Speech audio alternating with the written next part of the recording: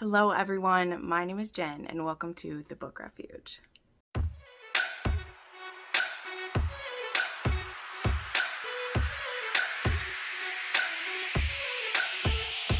Today I am so excited to be bringing you some super spicy romance recommendations that will have you reading one-handed, and you know what I mean. I am so excited that I have my first ever partnership for the channel, and it is with Belessa, and they're going to be hooking my viewers up with some toys and gift cards for toys, and so it's perfect for these one-handed reads. So stay tuned because there'll be more information about that in just a minute. So as you know, I love doing some of these random spicy romance reads, and I know lately I've done a little bit more mixing this up of not being too focused on spice, but you know what? It is the month of love, and that includes self-love, or of course love with your partner. And you know, I just thought that, you know, a lot of times some spicy romance can inspire some fun situations. You know.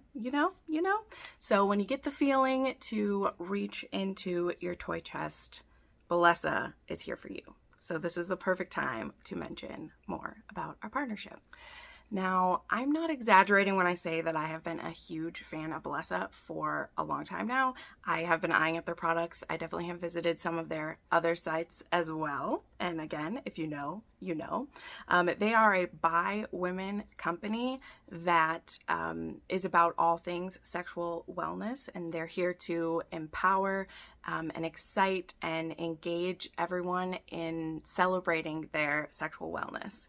And what's more fun way to do that than with some toys? So when you're using your gift card or choosing a toy, here are some that you can look out for. One is the Pebble, which is this absolutely beautiful clit stimulator. It has two motors. There's one for the sucking motion, and there's one that also makes the whole thing vibrate.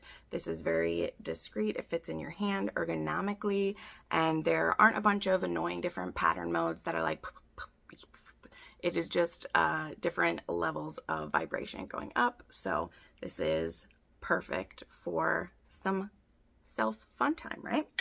And I mean, I love this rose gold. It's just absolutely beautiful. Then there is the Air Vibe, which I have to say I was most intrigued by.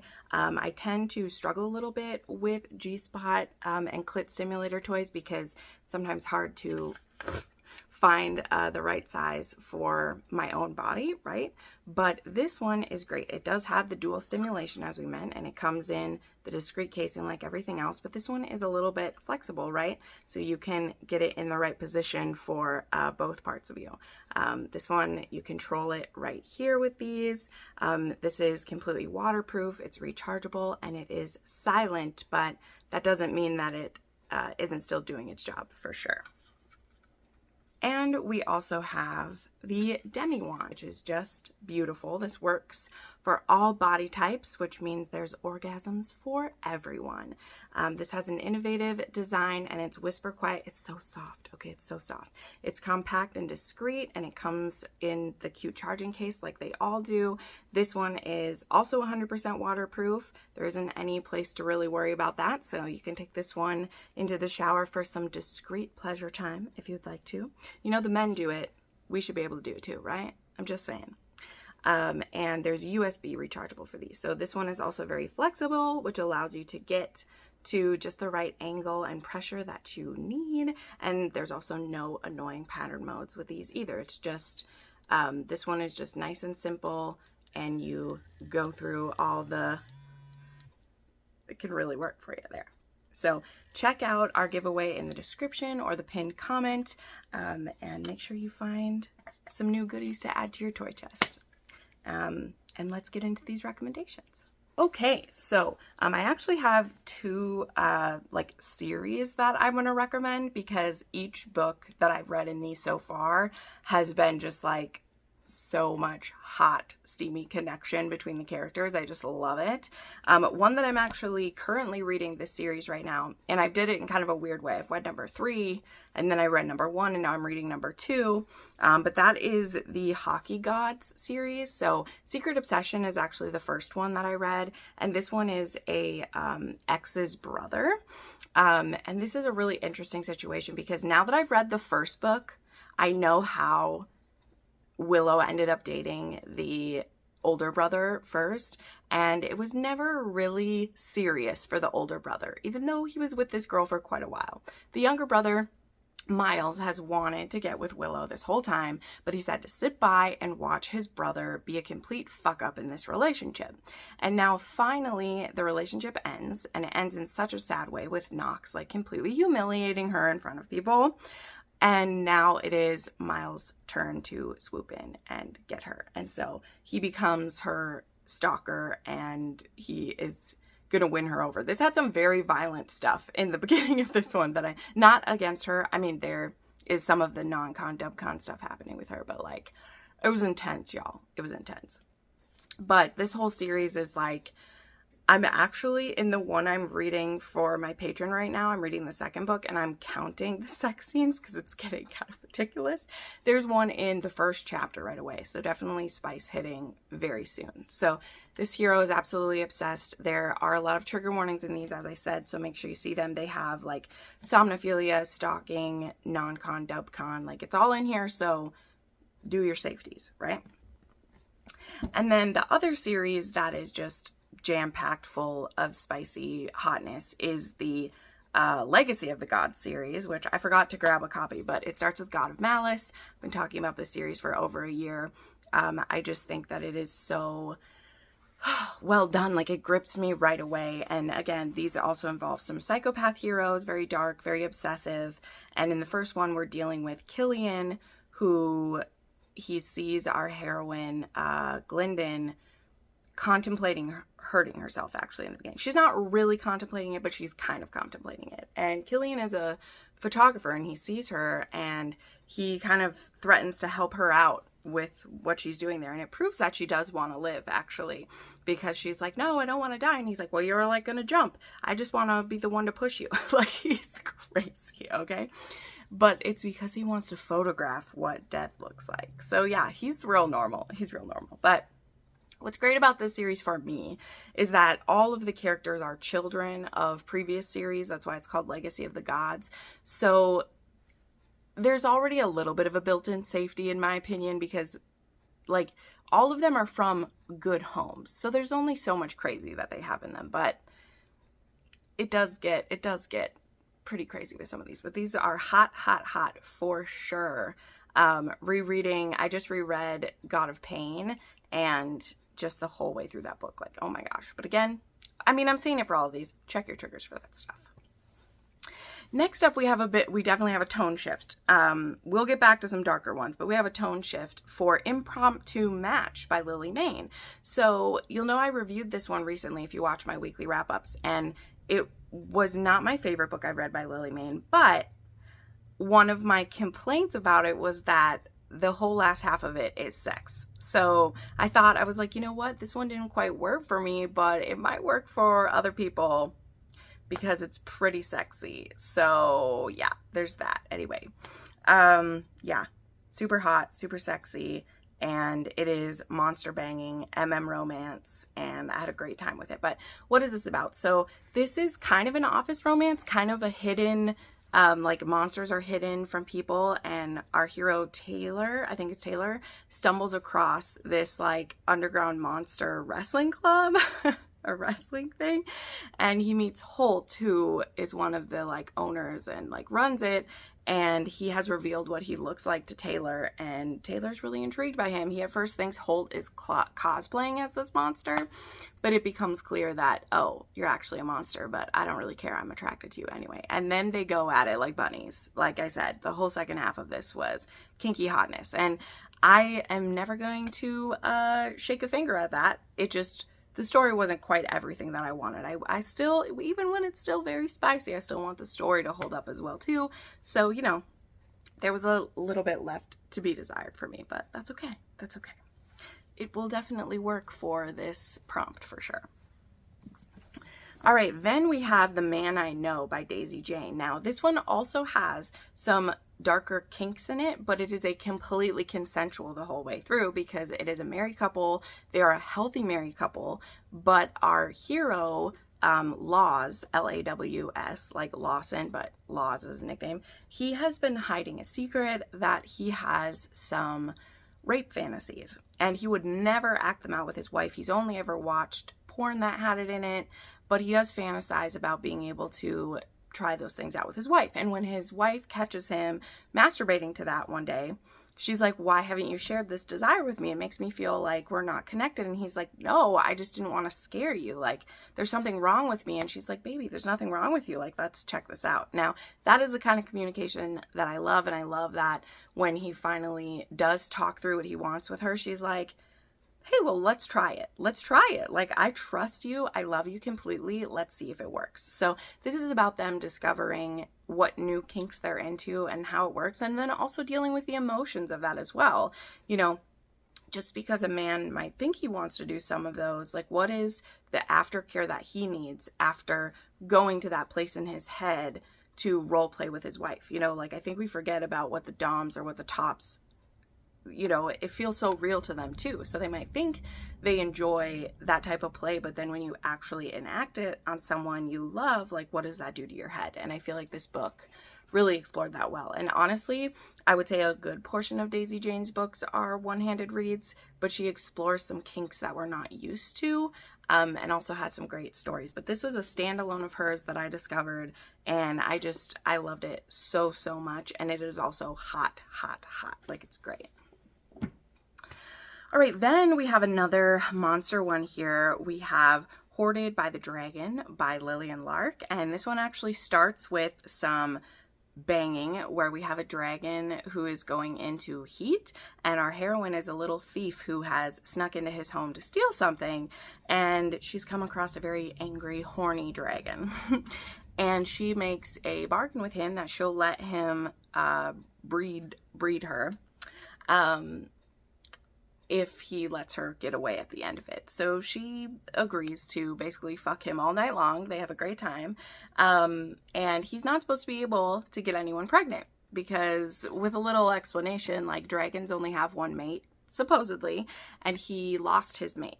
And so he still goes through heats, but he's not supposed to be fertile at all. And that turns out not to be true. And then this becomes kind of a forced proximity as these two go through her pregnancy, and they're going to raise this baby together, little baby dragon. So I loved this one so much. And this one is really great because it does start out super hot, but then it kind of goes back to a little bit of a slow burn because the heroine's like, I know that we fucked and it was great, but, like, I still want to have feelings for the person who I'm with. So they have to deal with that. And he feels very closed off since he lost his mate. All right, then I have to share, of course, the queen of erotic romance. This is erotic romance. And I just got this beautiful copy from one of my patrons, so I have to show it. There is Salt Kiss by Sierra Simone. And as I said, you could pretty much pick any Sierra Simone, and you're going to want to be one-handed for her books, okay? Like the new Camelot series, the Priest series, like, all of those are hot, hot, hot. And this one is actually going towards a poly romance. This was just the first one in the series, but we have a hero. The main protagonist in this one is Tristan, who's a bodyguard, and he ends up as a bodyguard for this really hot older businessman, and he's his bodyguard. They end up having a sexual relationship. Then Tristan will find out that the man he's watching is actually betrothed to someone. Now, they're allowed to do whatever they want until their marriage, but Tristan wasn't informed what was going on, so he feels a little betrayed, and especially when he gets sent by his boss to go and escort the betrothed wife to her to-be husband, and then he starts feeling attracted to her, and he's wondering, do I just want her out of revenge, or am I actually falling for her? And does she only want me for revenge because she is not looking forward to marrying this man she's about to marry? So very interesting feelings we have going on between them. But I'm very much looking forward to more in that series. Like, I can't believe that I fell for this story that we have to wait for. I just hate when I do that to myself. I hate it so much. Okay, then we have a historical to share here. We have Surrendering to the Duke by Stevie Sparks. Now this one is pretty emotional and a little bit dark as well, but I thought it was very beautiful. This one is actually, the cover of this one is not the best descriptor of it, but this actually takes place between the wars. Takes place in 1919, 1920, I think is when it starts. Now I can't remember, but we have our heroine who is a widow and her husband was the Duke. And now the next oldest son, of course, is the Duke. And he actually has had a thing for the heroine before she ever even married his brother. But now, like, he'd been away at war. And so he does have some PTSD from that. And now he's coming home and he's lost his brother and he is now the Duke, which he never expected to have to be the Duke. And the heroine, she had a very abusive life before marrying the previous Duke. She had a good marriage with him, but they weren't in love. He basically married her to rescue her from the bad situation she was in. So they do have a daughter together, but they were never close. And so when he died, she was more worried about losing her in-laws as a family. You know, if the new Duke, now the brother that's left, if he marries someone else and a new duchess gets a new duchess, that woman might not want her around. So she's worried about that, but she's, you know, wants to stay with them forever. And so her mother-in-law, aka also the mother of the new Duke, really encourages her son to maybe go for it with her, because then it would guarantee that she and her daughter would stay with them. And she realizes her son maybe has a little bit of a thing for his sister-in-law too. So when they do start, you know, tiptoeing around doing stuff together, he really loves her. So he wouldn't just marry her as a marriage of convenience again. You know, that's what she had the first time. He wants to be in love with her, but she has some serious hang-ups about intimacy because of where she came from and the childhood that she had. So that's going to be something that they have to overcome together. But it's really beautiful. He really takes his time. He helps her to feel comfortable with him. And then things really get started. They really get started. There is a super hot scene in here. One of the first times that they're fooling around, and they're not going to have full sex, but they're fooling around, and he like comes in his pants when he's like going down on her. And I gotta tell you, when that happens in a book, it's so hot. Okay, like when them giving the woman pleasure is enough to like send them off, I'm just like, fantastic. I love it so much. All right, then we have a fun little one here that I just enjoyed this one so much. We have The Trist by Lauren Blakely. And this one is an ex-boyfriend's dad.